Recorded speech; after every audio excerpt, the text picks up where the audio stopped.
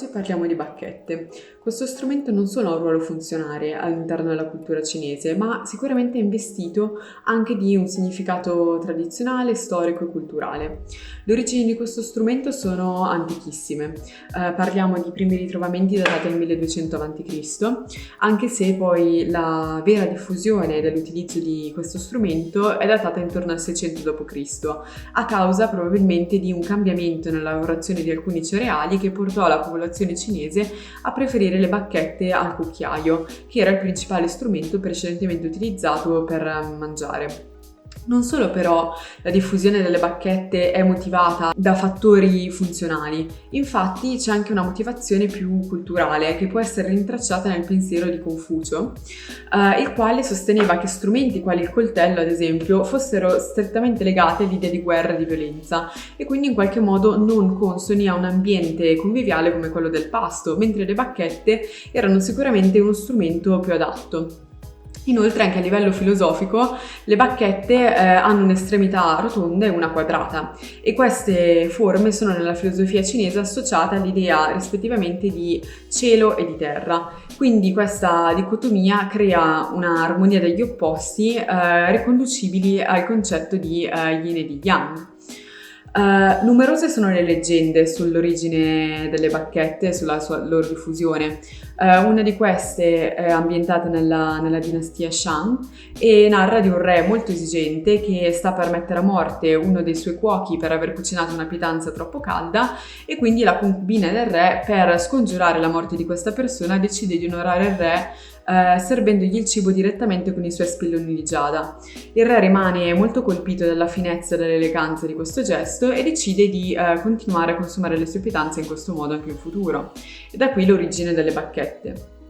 Un'altra leggenda invece narra di un periodo intorno al 2100 a.C. circa, in cui forti calamità naturali colpivano il continente e quindi l'imperatore chiede a un uomo conosciuto per la sua forza, chiamato Dai Yu, di in qualche modo arginare questi disastri naturali. E durante una delle sue operazioni Dai Yu sbarca su un'isola dove, affamato, cucina della carne.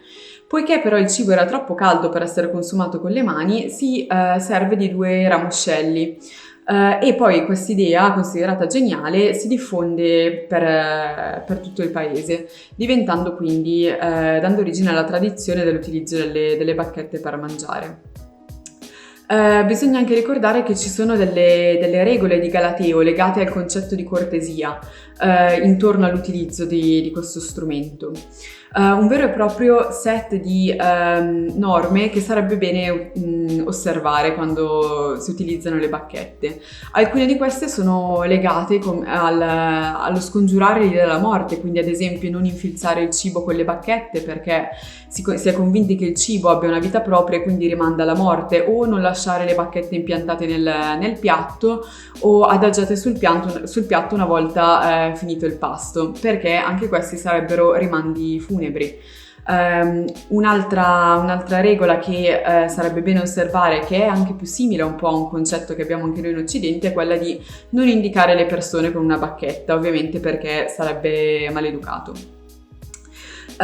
Inoltre, è importante ricordare che quando ci si affaccia a questo aspetto della cultura cinese, è fondamentale tener conto del fatto che non solo questi valori, come abbiamo visto, sono strettamente legati alla storia e la cultura cinese in generale, ma anche all'idea di famiglia, in qualche modo di origini e di radici. Infatti le bacchette rimandano a un contesto anche familiare, a feste tradizionali passate in famiglia o anche semplicemente a una quotidianità condivisa. Non tenere conto di tutto questo bagaglio culturale quando si discute o comunque ci si affaccia a questo aspetto della cultura cinese può portare a forti incomprensioni culturali o a un approccio comunque un po' miope, come è possibile riscontrare nella pubblicità totalmente fallimentare lanciata dal famoso brand Dolce & Gabbana nel 2018, riguardo appunto l'utilizzo delle bacchette, che veniva quasi un po' deriso, quindi chiaramente il messaggio diventava offensivo e carico di una fortissima incomprensione culturale. Per rispondere a questa pubblicità, la CCTV ha rilasciato un video invece molto interessante, che mette in luce proprio quali sono i tratti e i valori che rendono le bacchette uniche per il popolo cinese. E molte immagini di questo video sono quelle che avete visto durante la mia spiegazione e vi lascio proprio con uno spezzone di questo contributo della CCTV.